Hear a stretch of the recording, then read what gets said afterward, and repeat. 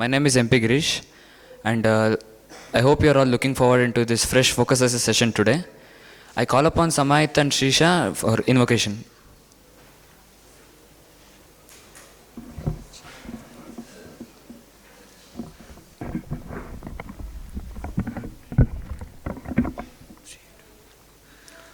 Om Shri Gurubhyo Namaha Harihi Om Shanno Mitra Varunaha Shanno Bhavatvaryama Shanna Indro Brihaspatihi Shanno Vishnurukramaha Namo Brahmaner Namaste Vayo Tvameva Pratyaksham Brahmasi Tvameva Pratyaksham Brahma Vadishyami Ritam Vadishyami Satyam Vadishyami Tanmanmavatu Tadvaktaramavatu Avatu Mam Avatu Vaktaram Om Shanti Shanti Shanti Hari Om. I thank Samait and Srisha for their melodious invocation. Now I call upon Ishan Bharat of 2nd PUC to introduce the chief guest of today's program. Good evening, everyone. Respected Swamijis, distinguished chief guest of this function, and dear students. It's a great honor today to welcome back one of our own accomplished alumni, Mr. Eswar Suryanarayan, belonging to the batch of 1987 to 1992. Mr. Eswar is an outstanding example of what a Vidyashala education can achieve, and we are thrilled to have him here with us. Mr. Eswar's educational journey is truly impressive. After leaving Vidyashala, he earned a bachelor's in engineering from the University of Mysore. He went on to further his education with a Post Graduate Diploma in Information Technology from the IIIT-Bangalore, followed by another Postgraduate Diploma in Business Management from the Narsee Monjee Institute of Management Studies. He also holds an Advanced Financial Risk Management certification from the prestigious IIM-Bangalore. With over 25 years of experience in the industry, Mr. Eswar has worked in major organizations such as Fidelity Investments, GE Capital, and Larsen & Toubro. Today, he is a co-founder of Covar Advisors Private Limited, a SEBI-registered investment advisory firm based in Bangalore, where he leads with a focus on ethics, trust, and core values, principles that he credits to the strong foundation built during his time here at Vidyashala. His expertise spans across capital markets, investment planning, equity research, and quantitative methods in portfolio management. But there is more to Mr. Eswar than his professional accomplishments. He is also a passionate triathlete, a marathon runner, and a musician, showcasing the all-round character that Vidyashala nurtures in its students. He is here today to share his wisdom and inspire us all. Please join me in welcoming Mr. Eswar Suryanarayan to this program.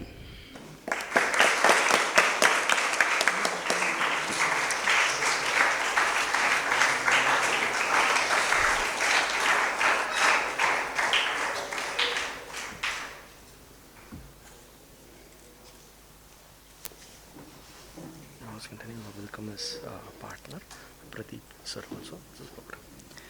We would also like to welcome Pradeep sir, his partner, to this program.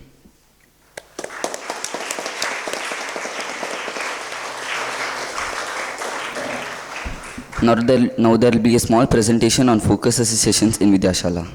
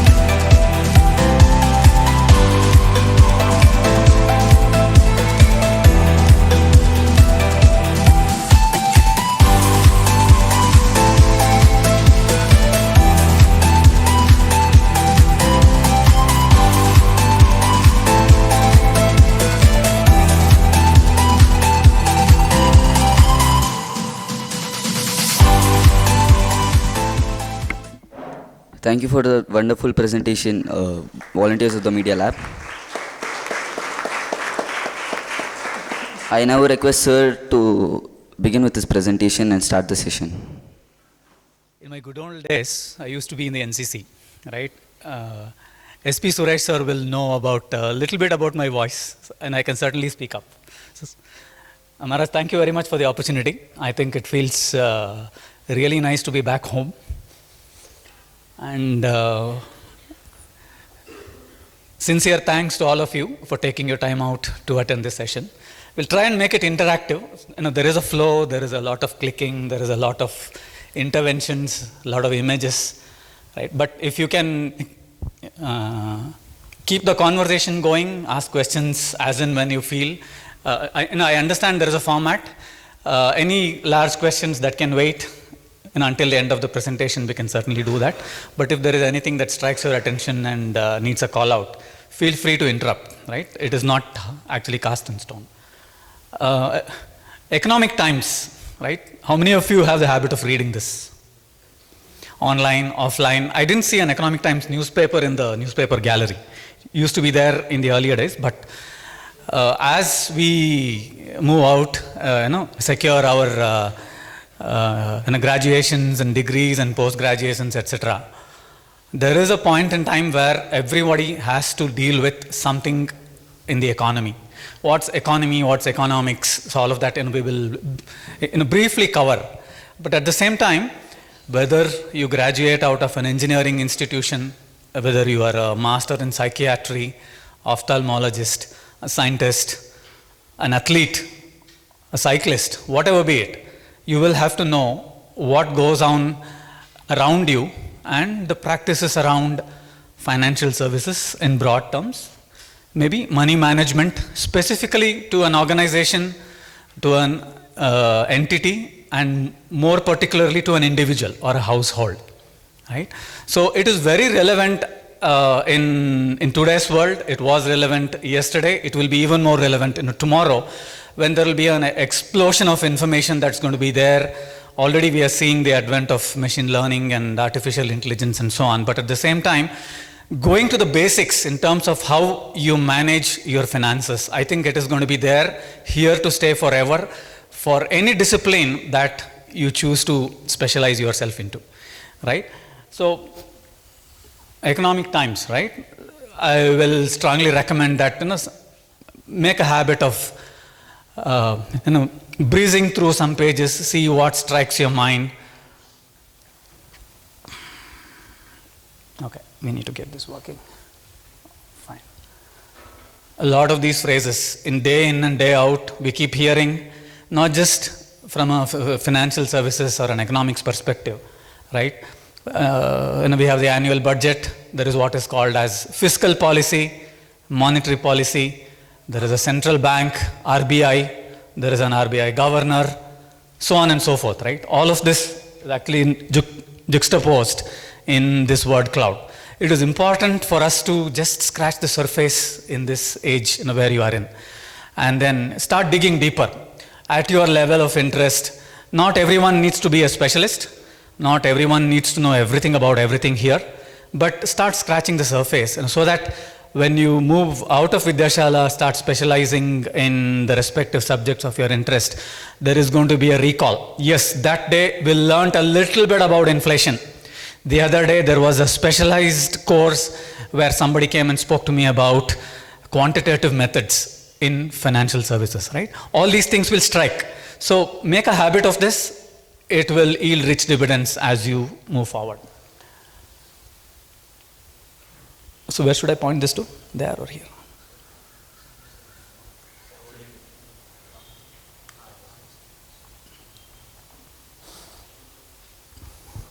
Okay.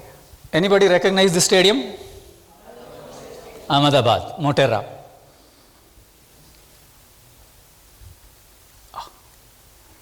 Always problem.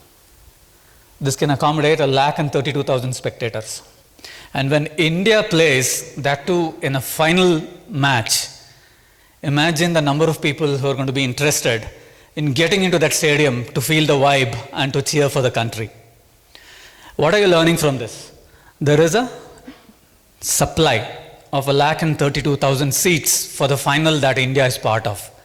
And then there are infinitely large number of people who are interested to know what is going on in the match. They want to experience the feel. Just you keep this in mind. There is a supply and then there is a demand.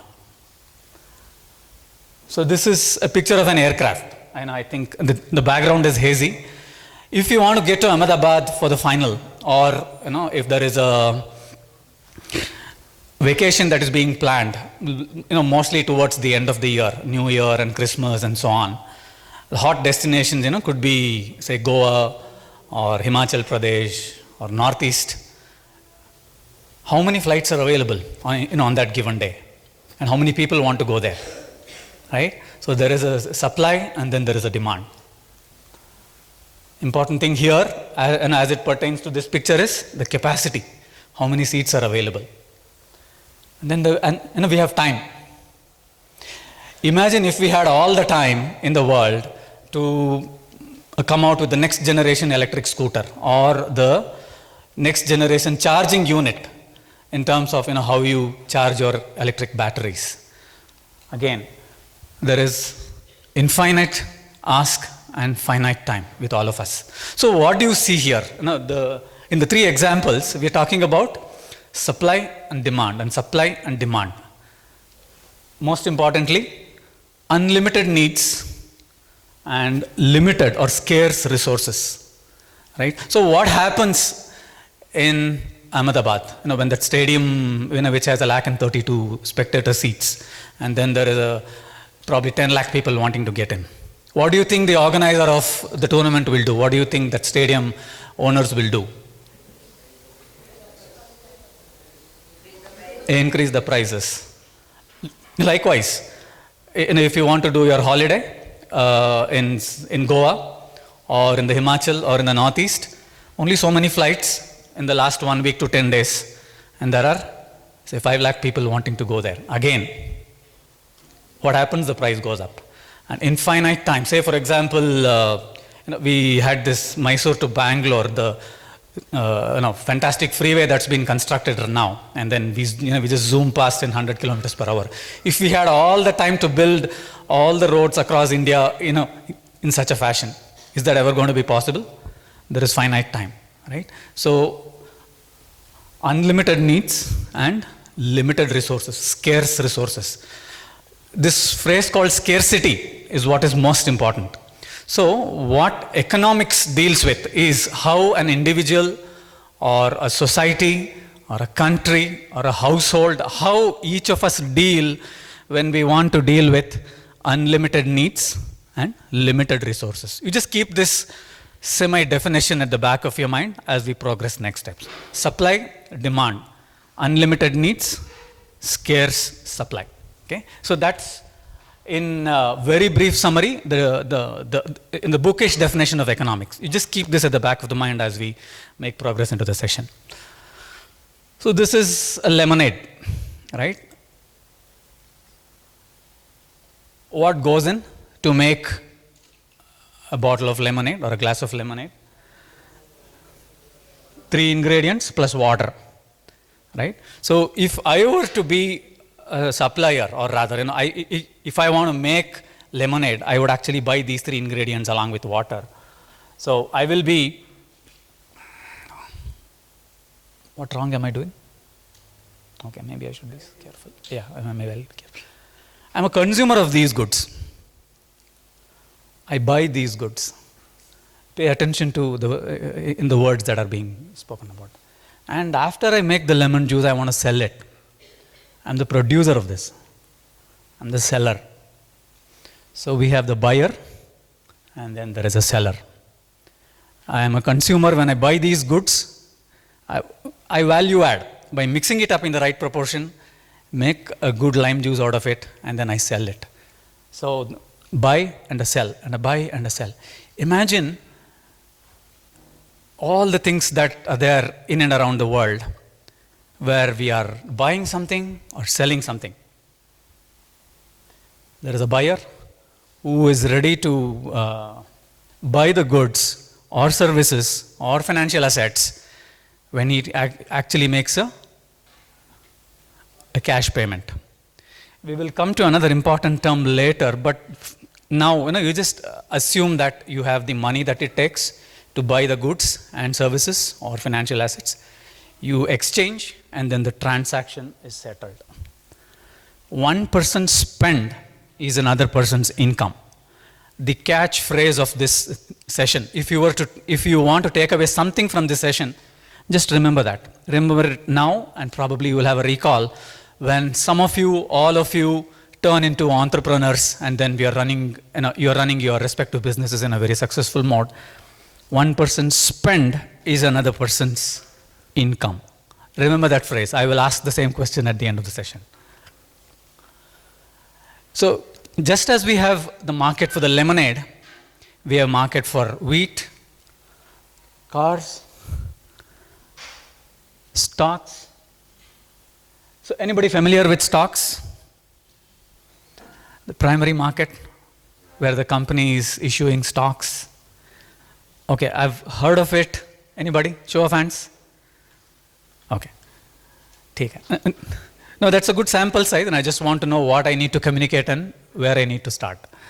So, all of these have their own markets, right? There is a car market, a housing market, an education system which is being run by all the specialists, and then there is market for everything else under the sun, and the combined transaction summary of all of these specific individual markets, if you just roll them up, that's what we call as the economy of the country, right? And more importantly, the sum total of all the transactions that happen in each of these markets in a given window of time is what we know as gross domestic product. Goods and services in a given window of time, right? It is universally agreed that it is a 12-month annual running calendar window where a country is measured for its gross domestic product, the sum total of all the transactions that happen, where anyone is selling goods, another one is actually buying goods. So the sum total of all transactions, what we call as gross domestic product, GDP. There are various different corollaries there. For the sake of simplicity, we will just leave it at GDP for now. So this is another concept. How many of you know inflation, heard of inflation? Okay, reasonably good number. So when we studied in Vidyashala 87 to 92, we used to have a restaurant here right behind the Venkatramana Swami temple. Sunday evenings, all of us come back from outing. We have a masala dosa at 6:15. We enter the in Vidyashala premises after the outing. The cost of one masala dosa back then was 12 rupees. What is the cost of one masala dosa today? Any guesses? 50, 60, right? So what happened from 1992 till 2024 that the masala dosa has started from 12 rupees to actually 50 or 60 or 70 rupees? Anybody? Yeah, I know it's inflation, but why? Yeah. Demand. Raw material. Cost of living. See, it's a sum total of all the answers that you're giving me. So, in a growing economy, like one of you said, it's a demand supply. But I don't think we have shortage for masala dosa or masala dosa producers, right? But our own expectation in terms of what is see, masala dosa is an example. But what we expect in terms of our standard of living today versus what it was, say, 25 years ago, and where we want to be in the next 25 years, it determines where the price is going to go. In a growing economy, usually inflation, which is a function of the rate at which the goods and services are becoming cheaper or costlier, is what is broadly termed as inflation. In a growing economy, right, when a best case example is India, you will see an inflation that is a positive number. Very rarely do you see instances, one of the countries where we saw negative inflation for an extended period of time. Any guesses?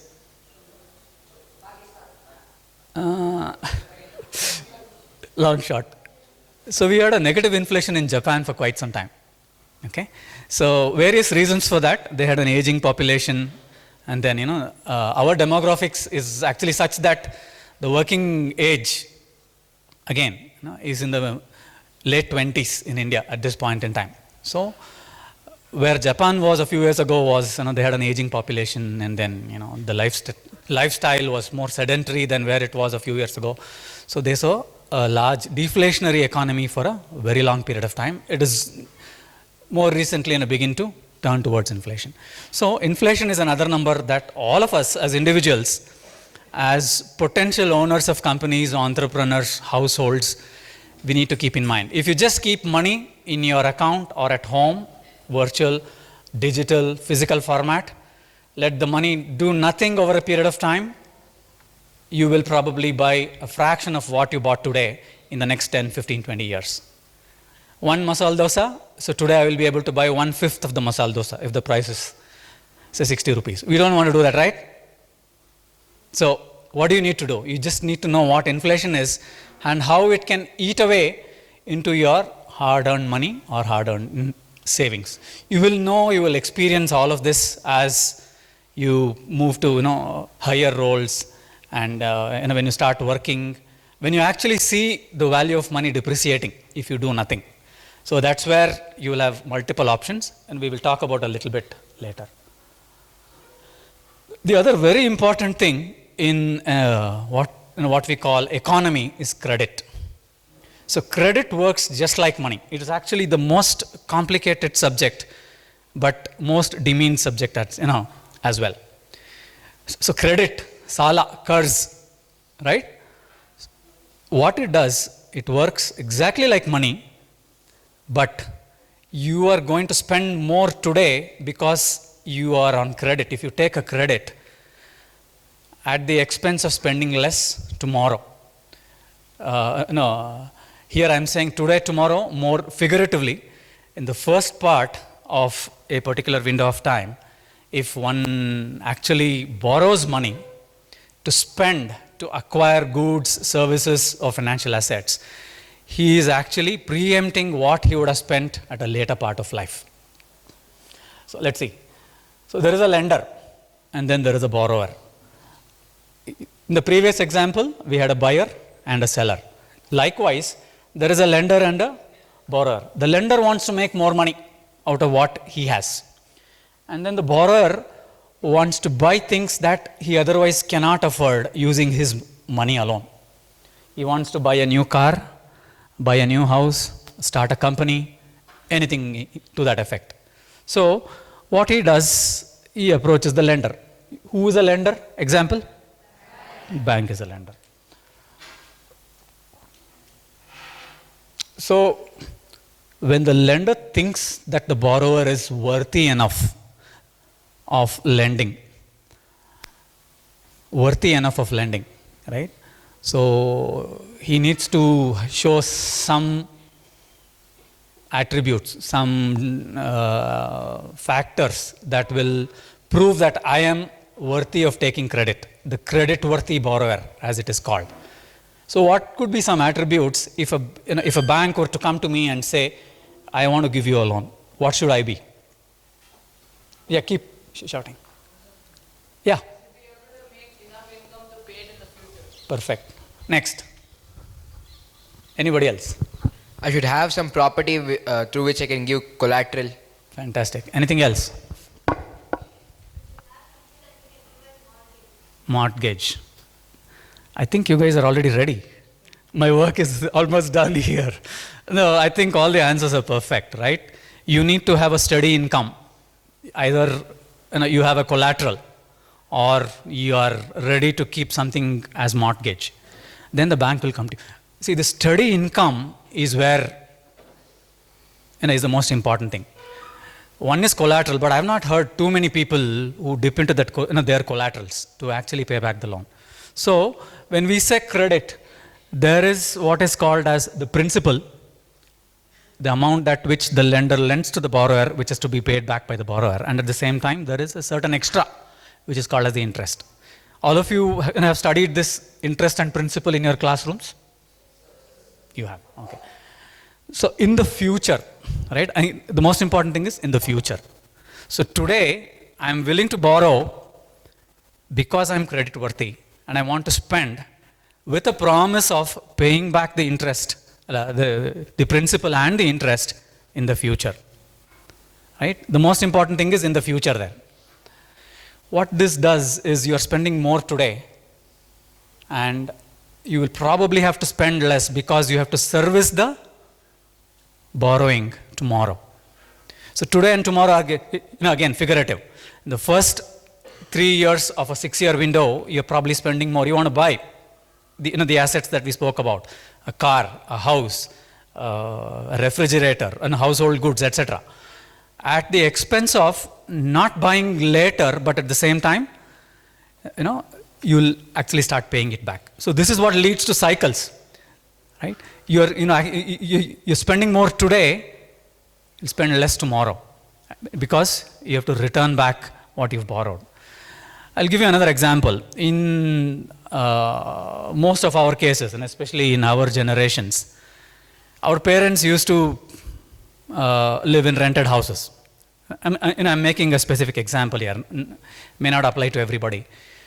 At the end of their service, 58 years of service in a government office, whatever their savings, investments were, at that point, they used to spend a good part of their savings and buy a house. Does this example resonate with any of you? No problem. So today, in my world, the day I become credit worthy, what do? There is credit on offer. So I borrow money, I buy a house, I live in my house, and I pay back the borrowing over the next few years. The power of credit. It works just like money, but at the same time, you have to pay back whatever you have borrowed at a future point in time, which leads to what is called as cycles. So let's see one important illustration, example, or anything. So when an individual's income increases, it allows us to borrow more. I become credit worthy, right? Then all the lenders are here lining up. They give me a credit score and then say you're worthy of borrowing. You get all these emails, all the phone calls. Hey, do you want more loans? Then more income, it leads to more borrowing, leads to more spending. You get more like a needs pyramid. You buy one, then you want to buy the next, and so on and so forth. More borrowing leads to more spending. And then there is a finite amount of goods and services that are being produced in the market at that point in time. So demand is greater than supply because you have higher income, you're credit worthy, you can borrow more, and then you can spend more. So there is more demand to buy goods and services. So demand is more than supply. What happens in that case? I think we spoke about this in masala dosa, right? So the price increases. So that results in inflation. So this cycle, if it continues for a period of time, more income, more borrowing, more spend, higher prices. What happens to the prices? It just cannot keep increasing, right? At some point, someone has to say, that's it, no more increase in price. You know how that will happen? Any guesses? Anyway, this cycle is called as an expansionary cycle. More importantly, there is something called a central bank. In India, it is the Reserve Bank of India. In the US, it's called Fed. In Europe, it's the European Commercial Bank, ECB. So the central bank looks at all these numbers on a monthly, weekly, quarterly, annually, all kinds of frequencies. They are monitoring to see where inflation is. The most important function of the central bank, the most important function of the Reserve Bank of India is to control inflation. Inflation is not bad, but it needs to look at economics, the supply demand, the unlimited needs, and the scarce supply, the scarce resources. So Reserve Bank keeps monitoring this by looking at various different sources of data, and then they say, now the price has risen too much. We cannot allow inflation to go anything above this. So what it does? It increases interest rate. Interest rate is what here, from a borrowing perspective, right? We saw this here. When you're borrowing, you're paying interest. Along with the principal, you're paying up interest. Say you have a borrowing which you have to return at 8% to the lender.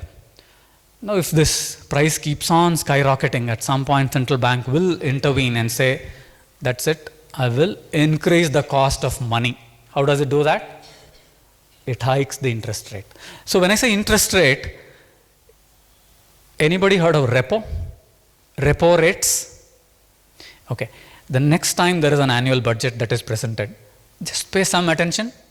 You will find a lot of these in the budget. Right? So it's an annual exercise where the government visits its income and expenditure.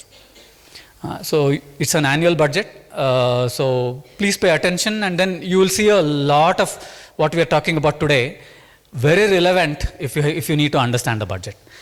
The budget, as much as it is important to the country, it is equally important to the household, the family. It's equally important to each one of us individually. Right? Over a period of time, the appreciation into all of this will increase. So at some point, the bank will come back and say, too much inflation, too much increase in pressure, let's hike interest rates. So what does this do? The borrowing cost is high. From 8%, say for example, it's gone up to 9% now. So all the hundreds and thousands of people who were borrowing, because 8% was considered low interest rate, will now think, should I borrow more, or is it too costly? Maybe from 8% there is a hike to 10%. I'm just making up these numbers. It won't be so drastic in the economy. But once the borrowing cost goes up, we will see a reduction in spending. What that will do? It will reduce borrowing. And that one sentence that I said, right? One person's spend is another person's income. Just keep that going all the time. Because the spend goes down at one layer, somebody else's income goes down at another layer. So the income comes down. So what happens here? There is more demand in the first case. Now there is lesser demand here. See, a number of goods and services which are being produced, ongoing process. So when we buy less, there is more supply than demand. So what happens there? The price goes down. What is it called? Deflation. And what does it do to the overall economy? It slowly contracts. Then the sum total of the transactions that were going on in the entire country, in the entire economy to say, that goes down. It takes a while, right? It doesn't happen overnight. So if you have followed the news more recently, in the United States of America, in the US, there has been an interest rate cut that happened last week. It is aimed at expanding the economy, right? So in 2020, all of us knew we went through the pandemic, globally. Everything shrunk. Number of people going out shrunk. Number of people wanting to buy new goods and services in the year 2020 was next to nothing. So businesses had to shut shop. So from there, we have seen a revival of sorts, but not enough. So the first interest rate cut has actually happened in the US right now. So now to follow this chart again, when we see the prices decrease at some point, then what happens? All the businessmen, the individual proprietors, the hoteliers, the people who run the airlines, everybody starts getting a pinch because people are spending less, right? And the result of what is spending less? The cost of borrowing has increased through interest rate hike in this case. So when you spend less, it will take a while for the translation of the interest rate hike to show in the economy. It will take anywhere between 3 to 6 months for the interest rate hike or for the interest rate cut to actually manifest itself through data. And when the prices are, when the prices have gone down way too much and people are not spending and businessmen start complaining, at that point, you will see the central bank intervene again. They do an interest rate cut. as I explained to you, what was happening in the US. Maybe we'll soon see an interest rate cut in other emerging economies as well. And then the cycle repeats. This is what I called as, cycles in the previous slide. It is a result of borrowing. It is a result of the cost at which one can borrow, essentially. You will borrow if you think the cost of borrowing is affordable. If you borrow more, you spend more. If you spend more, the prices will go up, inflate, expand, interest rate cut, come down again. So this overall cycle is what we call as short-term debt cycle. This is short-term. Usually, depending on the economy, depending on the country, it will be anywhere around 5 to 8 years. You will see this happen almost consistently.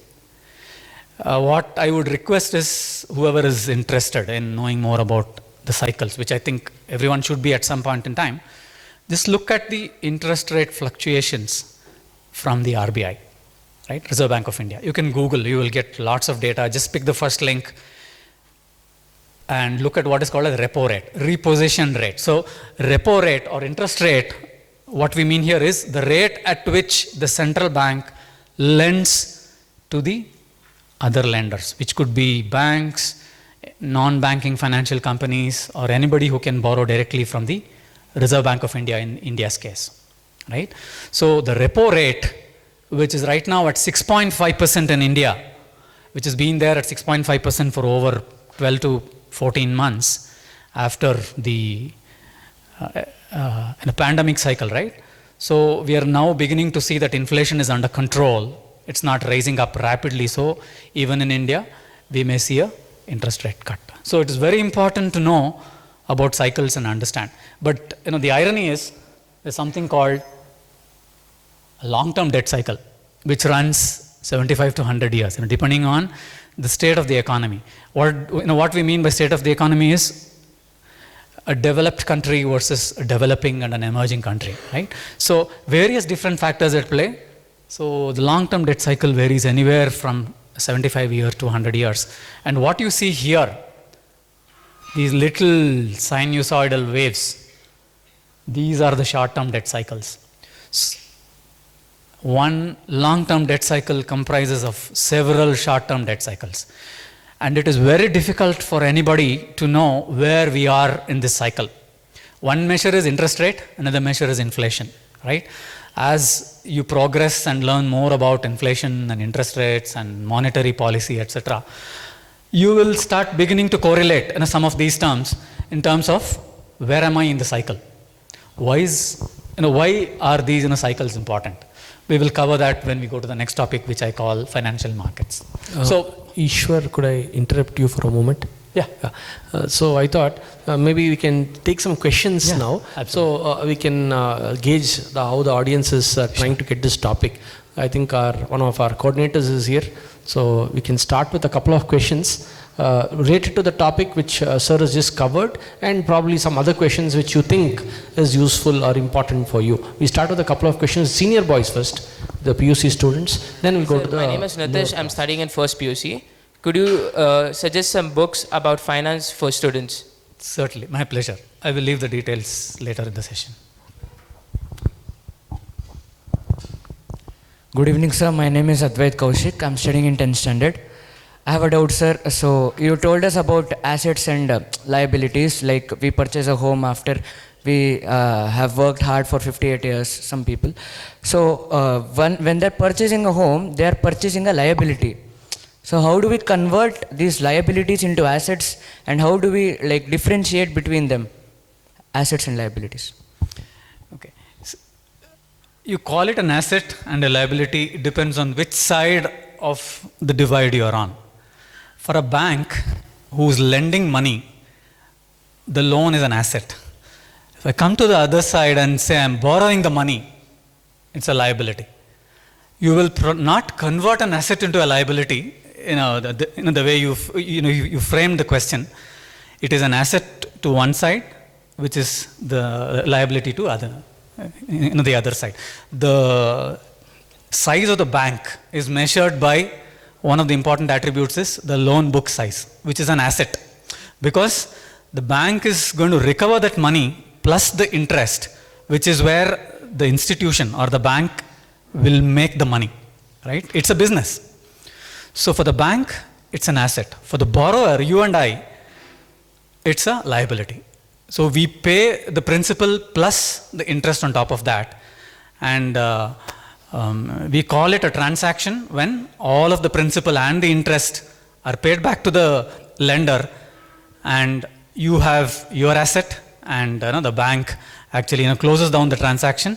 They made their money. So at the end of the transaction is when you will call your house as your asset. More a book definition, but two sides of the same coin, asset and liability. My name is Tanav HV. I'm from 8th grade. So what are some good part-time job options which can help students earn extra income? Okay, very good question. At this point, I think the focus should be on learning, building expertise, and as you grow, right, as you move to your college and higher levels, you will have enough opportunities to work in the financial services field. With advent of data, right, you may have heard the terms big data, artificial intelligence, machine learning. So there is a lot of opportunity for anybody and everybody to pick up the basics in each of these subjects, and monetary aspects will follow. The important thing to realize is, as you are studying here and throughout your educational career, it is important to master the subject. Pick whatever subject you think you're interested in and you master. But monetary things will come. You will find those avenues. I don't think there is, we have a one-size-fits-all kind of an answer. If you become a specialist in an area of your choice where there is supply and demand equations meet, there is always an opportunity. Making money will follow. In Vidyashala, what we learnt is, go behind Saraswati, Lakshmi will follow. It's a beautiful answer. I think all of us need to applaud to this wonderful answer. Thank you, sir. Thank you, sir.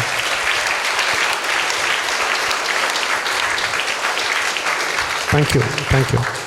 One more question from a younger student, then we'll go back to the presentation of Eswar, sir. From younger class, please. Yes. Bhuvan. Okay. All right, please. Sir, my name is Bhuvan. Sir, can you tell us some examples for long-term and short-term financial goals for students? Yeah, I'll cover financial planning very high level. It's there in the topic. I will cover that. Shall we go back to the presentation? Oh, one more question. One yes, last. please. Yes, last question.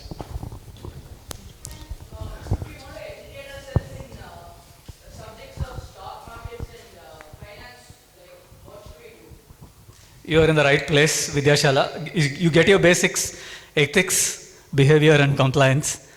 Knowledge about financial markets will certainly follow. I will leave some references at the end of the session, right? It's only a starting point. And as I said at the earlier part of the session, everyone need not be experts in everything. There will be certain people who will be interested, and such as yourself probably. So it is a constant learning process. I will leave some references at the end of the day.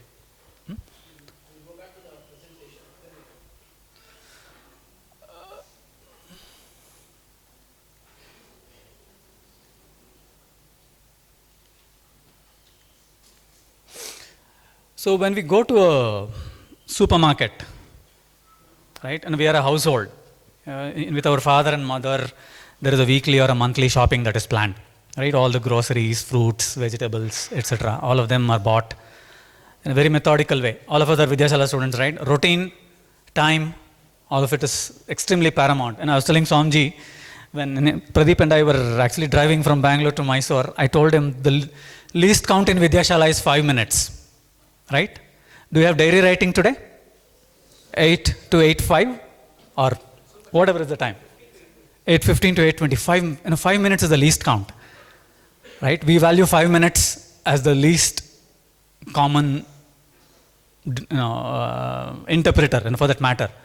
So it's extremely important to make sure that we associate anything that we learn in Vidyashala and then use it as we make progress in our individual lives. So when we go to the plan, go through the plan in terms of what we need to buy, how much we need to buy of in a supermarket. At the same time, when you are in need of, say for example, anybody recognize this scooter? Ather. You've seen it? What is it? What speciality of Ather? Electric scooter. In 2013, so that's how Ather was. You believe that? Right? It was a startup. Somebody had an idea in 2013, and over time, that has become this. Right? So, how did it actually grow from wherever it was? It was a bootstrap idea. Right? Means the 2, 3, 4 individuals who had this idea of making something out of electricity as a fuel, run it, and then see if it works. They did a proof of concept. It worked to an extent. Then it generated interest. Maybe we can productionalize it and try if it works. So they had to scale up. From there, it got more interest. It found interest in the local community. It found interest in the investor community who wanted to come and help Ather. And eventually, Ather is now deciding to go public. Do you know what we mean when I say go public? It is actually going to list on the exchanges and borrow money from the public to be able to scale and move forward in a much faster way. So, what do you think Ather needed? One of the important ingredients that Ather needed from 2013 till here. Electric batteries, investments, money, right? Yes, it needed the technology, it needed the skills, it needed the people to do that. But if I were to start anything like that and to be able to graduate to something like the most popular electric scooter on road today, you need scale, right? Once you have the technology, you have the design, you're able to manufacture 10, 20, 100 scooters, then you're garnering interest. Everybody wants to buy your scooter. You have to scale. And to do that, you need investment. So where do you get that? It's a different kind of a market. That's called capital market. I think we already spoke about this example. My dad, he bought his house after he retired. And here I am. Right in the middle of the career, early part of my career. I have my own house to live in. Where did I get the money from? Banks, borrowing, capital market. I want to buy a lot of these household and electronic goods and household goods. Maybe some of us can afford to pay in cash. Maybe there is all that reserves and surplus that we have acquired and garnered over time. But we can also tap into the capital market. So, here is the Ather guy, right? The founder. He bootstraps with his own money. So bootstrapping is a process where you fund the very early stages or the initial part of your idea and convert it into practice using your own money. Then you reach out to family and friends. They help you grow a little further. Angel investors will come in. Oh, this is a brilliant idea. I think you will go somewhere in the next few years. I want to help you out. Venture capitalists, private equity. See, some terms which you will learn over time, right? Means from a unorganized informal market or unorganized informal source of funding, self, family, friends, households, you graduate to borrowing or being funded from angel investors, venture capitalists. Eventually, it's time to go public. Means you are at a point where you've proved the concept, you're there making an entry, listing as a public limited company. Why do you do that? So that you can scale, you can grow, you can build alternate products, right? So all of this is encompassed in what we call as financial markets, right? We will talk about financial markets, and it has two different categories, the money market and the capital markets. But essentially, this is an exercise which will yield an entrepreneur sources of investment. It is available in different forms and fashions. At one end, we have savers or lenders. On the other end, we have people who need it, the borrowers, right? We already saw this example multiple times. Who are the savers and lenders? Like say, for example, some of us are very risk averse. We do not want to risk. We do not want to, we want to make sure that nothing happens to our hard-earned money. So at that point, we do not want to take any risk, right? So there are households who keep a lot of the money in savings accounts. And then there are other firms which have a lot of money which they would want to lend to other upcoming organizations or for people who have the need. Then there is a central bank. We already spoke about it. It is one source of money for the governments, for the banks, and for the lenders to borrow from. All of these guys are in surplus. We call them surplus. At the other end, so there is a government which has to run all of its programs, right? We see all these new Vande Bharat trains, fantastic expressways, maybe housing for all, insurance for all, Vatsalya NPS, National Pension Scheme for Kids, right? All of those are programs that are run by the government, so they need money to run all of their programs. So they are borrowers. And there are firms like Aether which want to expand. In this context, I just want to make a mention of another firm which also wants to go public. It's called Physics Walas. Have you heard? Very nice. So there were two people who started tutoring physics in Uttar Pradesh way back. So today, their valuations, the worth is about $2.8 billion. They are present in 105 cities. They have 4 lakh plus online subscriptions, right? So from teaching physics at 2 different classrooms, they've become so big, they're deciding to go public. So it's one of the examples where a firm is interested in borrowing money. And then there are households, like I want to buy a house. I want to buy all my electronic goods and gadgets, etc. I want to borrow. So you will see, so these are called the needy, right? So these guys have a lot of money in savings accounts, sitting in their bank accounts, in current accounts for firms. And then there is a central bank, unlimited supply in some cases, etc. And there are these other people who need the money. What connects the two is what is called as a financial market, right? It provides a framework. It provides a set of rules and regulations on how money sitting in the savings bank account of all the savers can eventually be used up by the needy. All the money that is with the firms who have excess money, how they can be used by the needy. Again, from the central banks to the needy. So, in very broad terms, financial market is a set of rules, institutions, organizations that govern the flow of money from those who have a surplus to those who have a need. At the same time, it also ensures it has a mechanism that the reverse is true, right? They pay back with interest. So the important components of a financial markets are banks, non-banking financial institutions, investment advisors, insurance advisors, planners, investment planners. All of these guys will form a part of what is called as the financial market. I think someone else asked about, okay, at a broad level, more a textbook definition, and only because we cannot go into the details of the money market and the capital markets. I think more interest always seems to be there in capital markets, right? We'll go there. But money market is a short-term lending process, short-term lending mechanism, which usually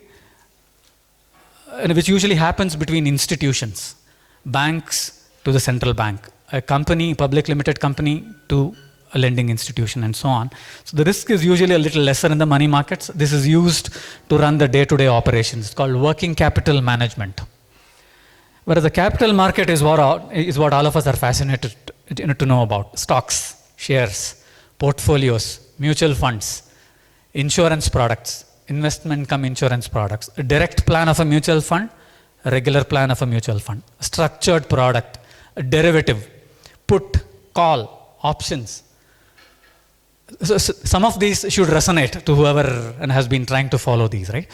It is important that it resonates to you now and it resonates later, because among the 200 of you who are here, at least 10, 15, 20 of you, if you scratch the surface and then if you start digging deeper, the purpose of this program and such programs will be served.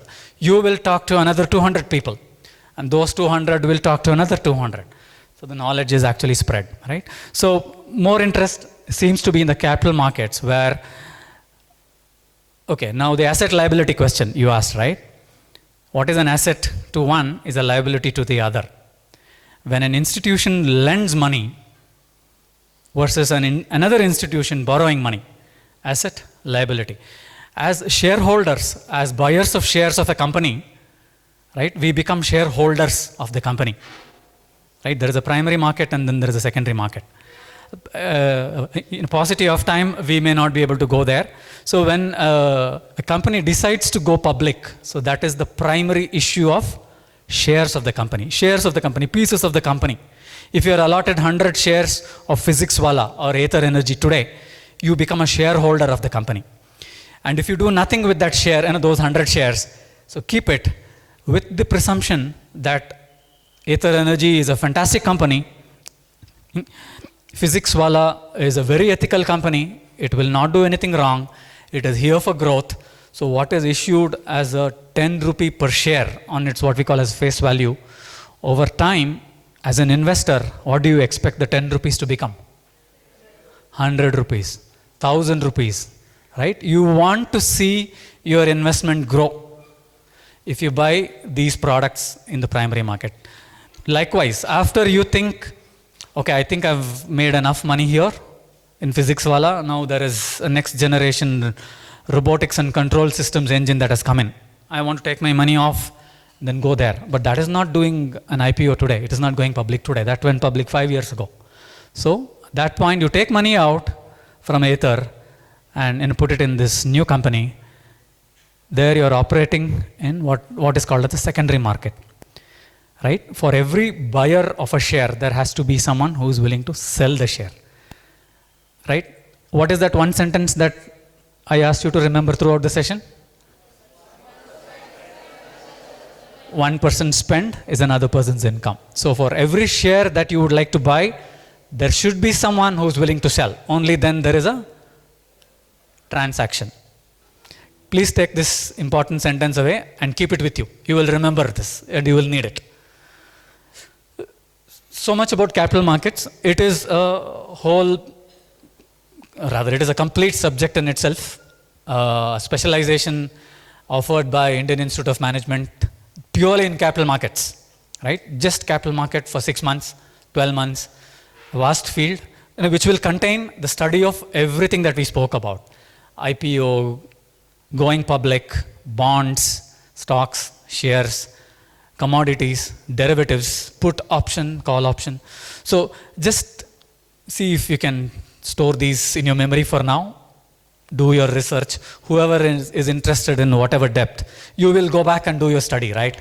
So at various points in time, so you will know what is the importance of capital market at those points in time. Plan. I think we... How are we doing time? 5 minutes. 5 minutes, okay, perfect. So from a planning perspective, I'm a cyclist, right? So Pradeep is also a cyclist, a veteran cyclist. I love to plan. We were taught planning in Vidyashala. How many of you know that in your one-day excursion or a 5-day, 3-day, whatever lengthy excursions that 8th, 9th standard students go, the planning activity is one of the best.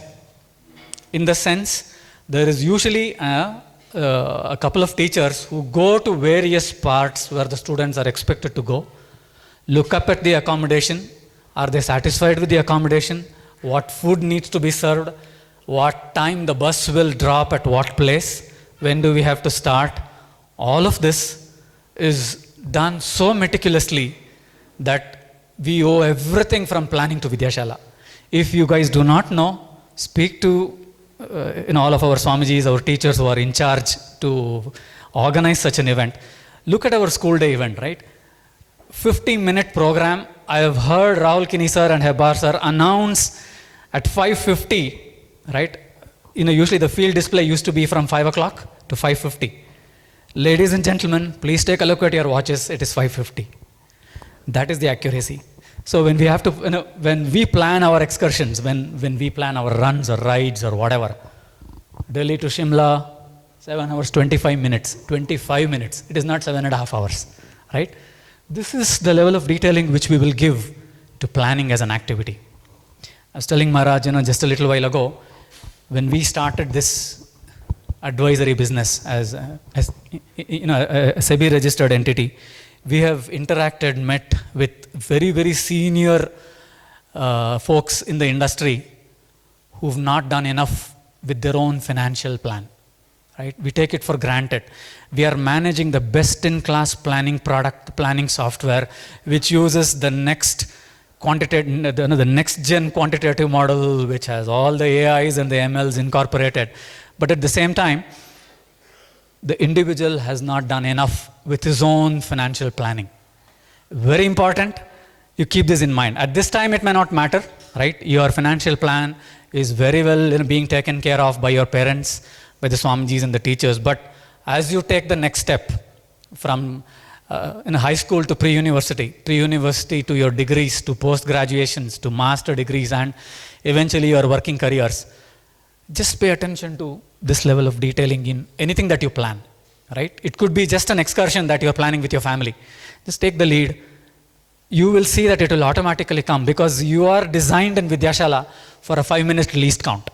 Okay, you take it from, you try it out in your next family event or an excursion, you will see what difference you can make.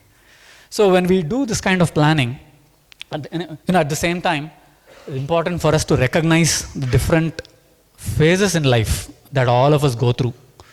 No need to explain the different phases. Extremely important to know what our income is going to look like as we get through these phases, right? So this is more generic. There are always going to be exceptions.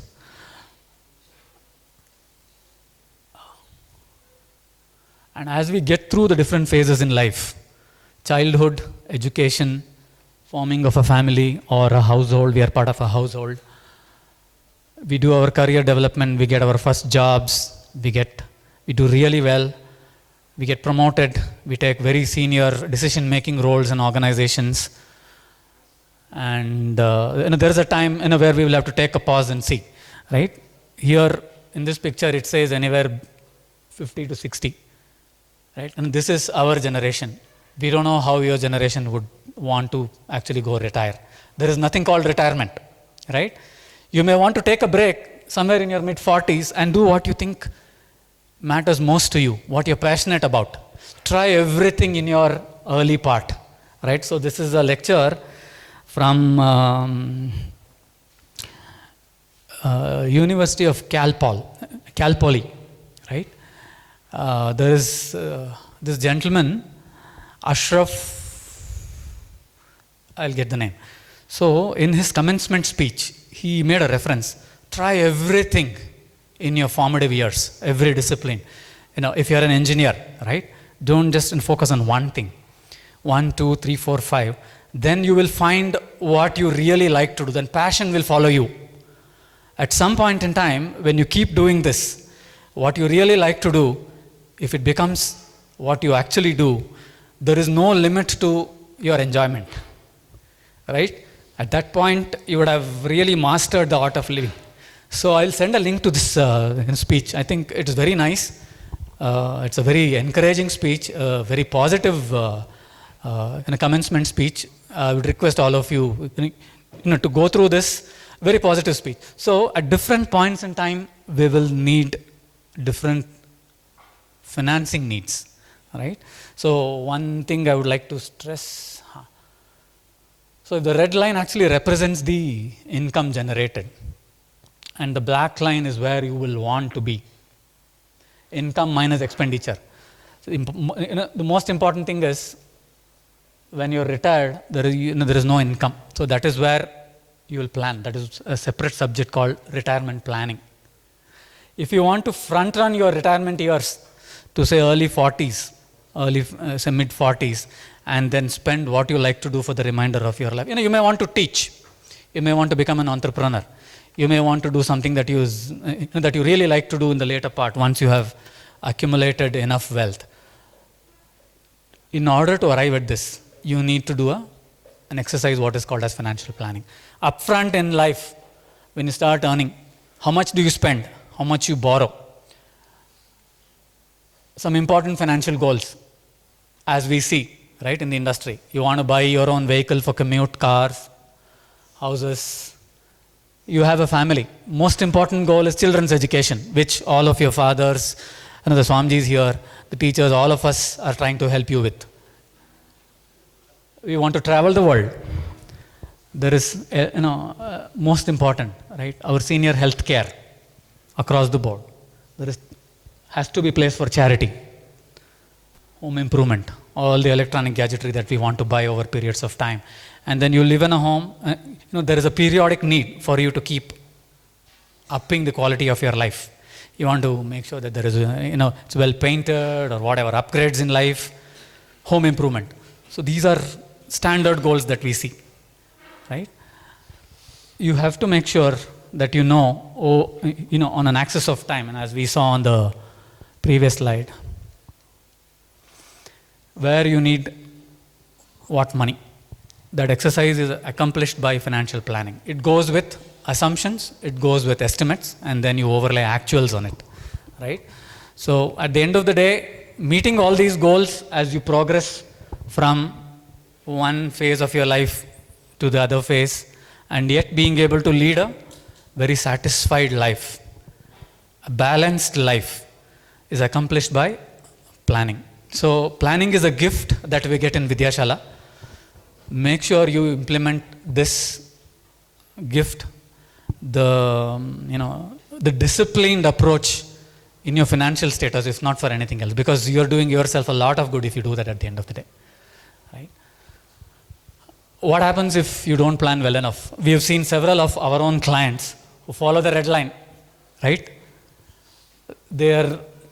We expect them to be here on this black line, but somewhere they have not planned well. They have spent too much. There are too many goals, right? They didn't plan well for their children's education. They spent too much. I bought 2-3 properties up front.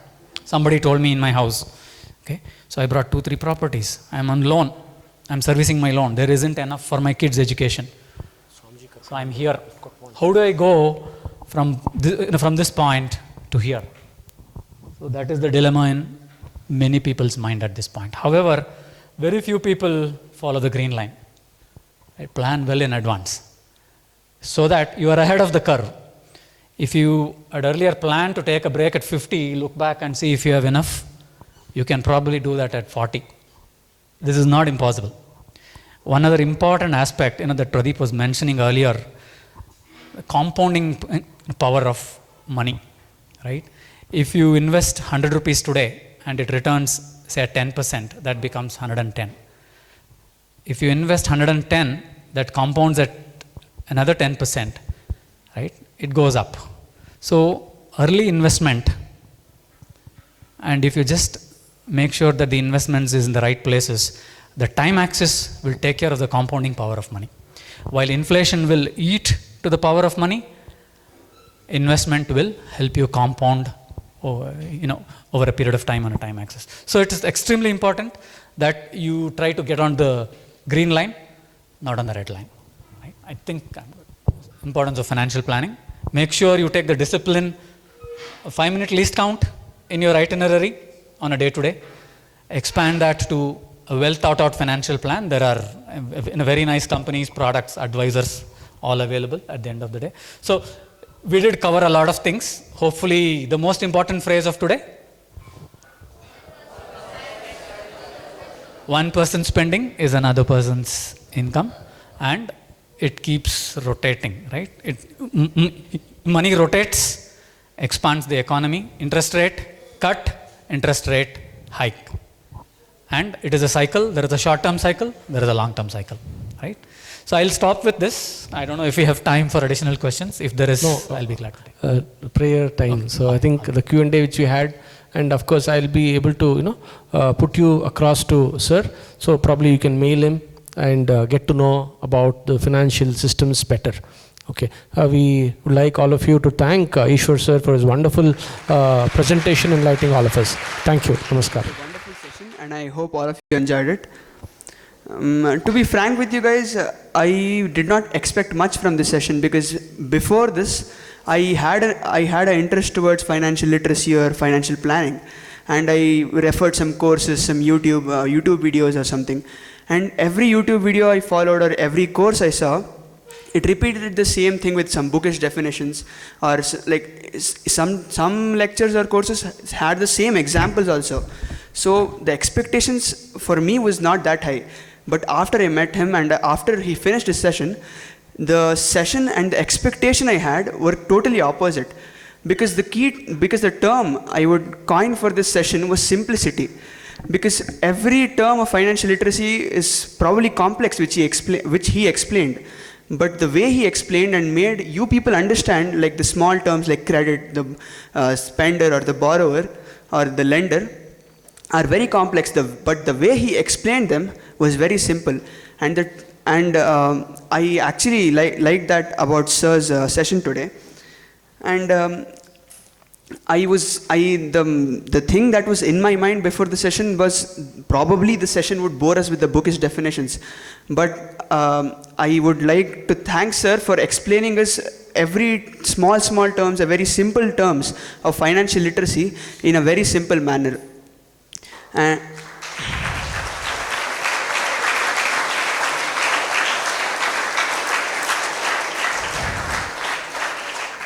And just to put it out there, Sir was also the president of his, when he was in second PUC.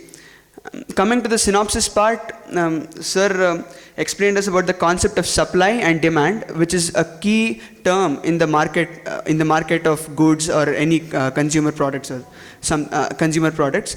And he also gave us the basics of, explained it in a simple way, the basics of spending and borrowing, and he gave us that quote that one person's spend is another person's income. And he also explained the basic interpretation of inflation and deflation and its effect on the economy and for the persons who have taken loan or lended money to some people.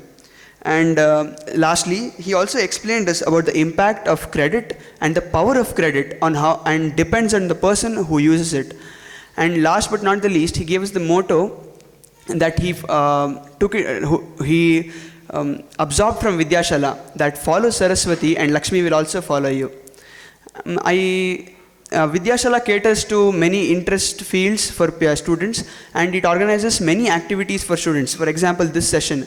And this session was mainly focused on planting the seed of the financial literacy or financial planning, which is the need of the hour for people of this generation. And I hope Sir has planted seed of interest towards financial literacy in all of you. And I thank Correspondent Swamiji and Mahipalananda Swamiji for organizing this session. I call upon Correspondent Swamiji to the stage. I request Srisha to escort him.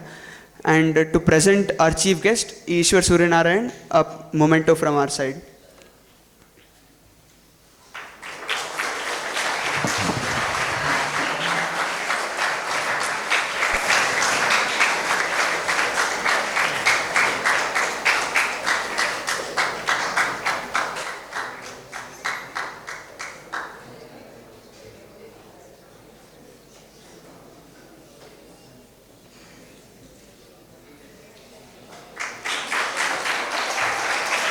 I request Swamiji to also present the memento to his friend Pradeep sir.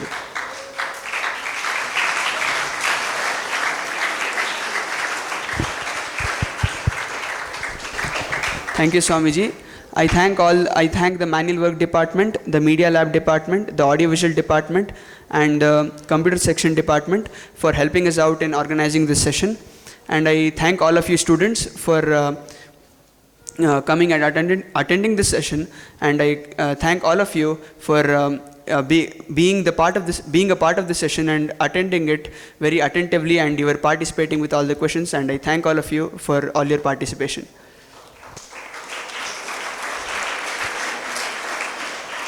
Now I call upon Shrisha for the Shanti Mantra.